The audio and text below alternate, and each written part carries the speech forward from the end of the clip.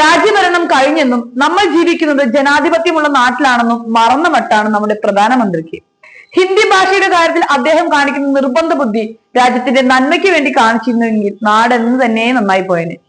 ഹിന്ദി ഭാഷാ വിവാദത്തിൽ കേന്ദ്രത്തിനെതിരെ വിട്ടുവീഴ്ചയില്ലാത്ത പോരാട്ടം തുടർന്ന് തമിഴ്നാട് മുഖ്യമന്ത്രി MK സ്റ്റാലിൻ വീണ്ടും രംഗത്തെത്തിയിട്ടുണ്ട്. ദേശീയ വിദ്യാഭ്യാസ നയത്തിനെതിരെ കടുത്ത വിമർശനമാണ് സ്റ്റാലിൻ തുടരുന്നത്. തമിഴ്നാട്ടിൽ പാഠ്യപദ്ധതിയിൽ ഹിന്ദി നിർബന്ധമാക്കുന്നതിനെ ഹിന്ദി കൊളോണിയലിസം എന്നും വിശേഷിപ്പിച്ചാണ് സ്റ്റാലിൻ രംഗത്ത് വന്നിരിക്കുന്നത്. ബ്രിട്ടീഷ് കോളനിവൽക്കരണം മാറ്റി സ്ഥാപിക്കുന്ന ഹിന്ദി കോളനിവൽക്കരണം തമിഴ്നാട് ഒരിക്കലും അംഗീകരിക്കില്ലെന്ന് സ്റ്റാലിൻ വ്യക്തമാക്കിയിട്ടുണ്ട്. സാമൂഹ്യ മാധ്യമമായ എക്സിൽ ഇംഗ്ലീഷിലിട്ട ഒരു പോസ്റ്റിലാണ് സ്റ്റാലിന്റെ പ്രതികരണം. ചരിത്രം വ്യക്തമാണെന്നും തമിഴ്നാട്ടിൽ ഹിന്ദി അടിച്ചേൽപ്പിക്കാൻ ശ്രമിച്ചവർ പരാജയപ്പെട്ട ചരിത്രമാണുള്ളതെന്നും അല്ലെങ്കിൽ പിന്നീട് നിലപാട് മാറ്റി DMK-യുമായി സഖ്യത്തിലായി ബ്രിട്ടീഷ് കൊളോണിയലിസത്തിന് പകരം ഹിന്ദി കൊളോണിയലിസം തമിഴ്നാട് സഹകരിക്കില്ലെന്നും സ്റ്റാലിൻ കുറിക്കുകയുണ്ടായി.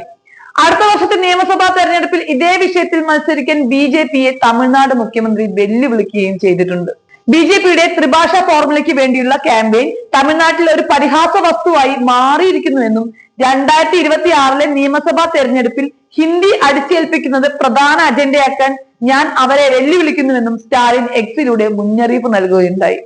ഒരിക്കലും ജയിക്കാൻ കഴിയാത്ത പോരാട്ടം വീണ്ടും തുടങ്ങി വെച്ചതിന് കേന്ദ്ര വിദ്യാഭ്യാസ മന്ത്രി ധർമ്മേന്ദ്ര പ്രധാനെയും DMK നേതാവ് വിമർശിക്കുകയുണ്ടായി.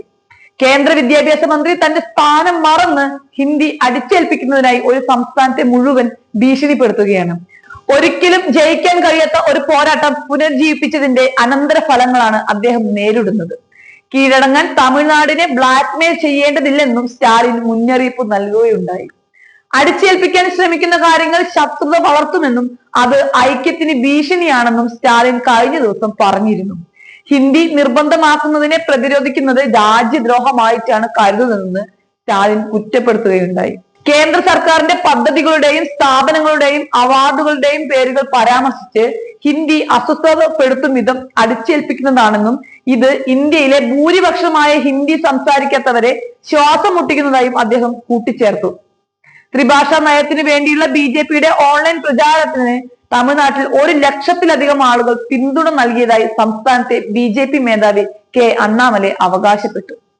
ദേശീയ വിദ്യാഭ്യാസ നയത്തിന് വേണ്ടിയുള്ള തന്റെ പാർട്ടിയുടെ പ്രവർത്തനങ്ങൾ തുടരുമെന്നും പോലീസ് നടപടിയെ ഭയമില്ലെന്നും അണ്ണാമലൈ പറയുകയുണ്ടായിരുന്നു. സർക്കാരിന് എത്ര പേരെ നിയമവിരുദ്ധമായി അറസ്റ്റ് ചെയ്യാൻ കഴിയുമെന്നും അദ്ദേഹം ചോദിക്കുകയുണ്ടായി. ഹിന്ദി അടിച്ചേൽപ്പിക്കുന്നതായുള്ള സ്റ്റാലിന്റെ അവകാശവാദങ്ങളെ തള്ളിക്കളഞ്ഞ അണ്ണാമലൈ സ്റ്റാലിന്റെ പാർട്ടി നടത്തുന്ന മെട്രിക്കുലേഷൻ സ്കൂളുകളിൽ തമിഴ് നിർബന്ധിത വിഷയമാക്കിയിട്ടില്ലെന്ന് ചൂണ്ടിക്കാട്ടുകയുണ്ടായി.